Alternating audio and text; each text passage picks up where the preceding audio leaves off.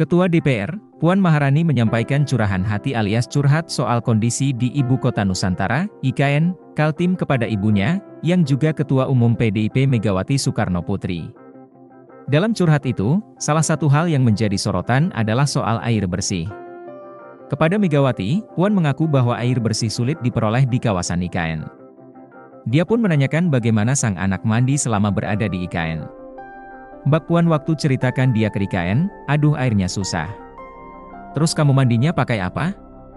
Ya lep-lep aja, ujar Megawati di kantor DPP PDIP, Kamis, 22 Agustus 2024, seperti dilansir Kompas.com. Megawati pun meminta kepada pemerintah memperhatikan persoalan ini, agar nantinya tidak mempersulit masyarakat yang tinggal di IKN. Coba bayangkan itu, tanamlah pohon, kasihan itu rakyat nanti kalau nggak ada air di sana, kata Megawati. Dia kemudian mengingatkan kepada pemerintah untuk tidak terlena dan mengabaikan nasib rakyat setelah berhasil menduduki kursi kekuasaan.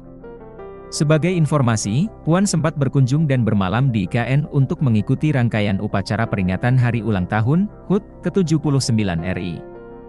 Dalam upacara tersebut, Puan bertugas membacakan naskah teks proklamasi di Istana Negara Ibu Kota Nusantara pada Sabtu, 17 Agustus 2024. Presiden Joko Widodo, Jokowi, menyebut pembangunan Ibu Kota Nusantara, IKN, secara keseluruhan kemungkinan baru mencapai 20%. Menurutnya, IKN bisa rampung dalam waktu 10 hingga 15 tahun ke depan. Lantas, bagaimana dengan persiapan perpindahan ASN dan infrastruktur pendukungnya? Kepada DW Indonesia, seorang ASN perempuan yang bertugas di Kementerian Pendidikan, Kebudayaan, Riset dan Teknologi, Kemendikbudristek, mempertanyakan sikap pemerintah yang tidak memprioritaskan infrastruktur soal pendidikan dan kesehatan di IKN. Dia menyebut keberatan jika harus dipindah ke IKN.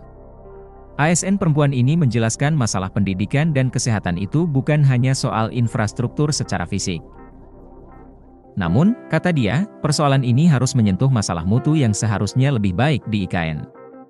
Saat ditanyakan minatnya soal insentif dan kemudahan naik pangkat, ASN ini justru menolak mentah-mentah suguhan ini. Dia lebih tertarik soal memperbaiki kualitas hidup. Berbeda dengan ASN Kemendikbud sebelumnya, pegawai negeri bernama Harisma mengkhawatirkan masalah lingkungan hidupnya.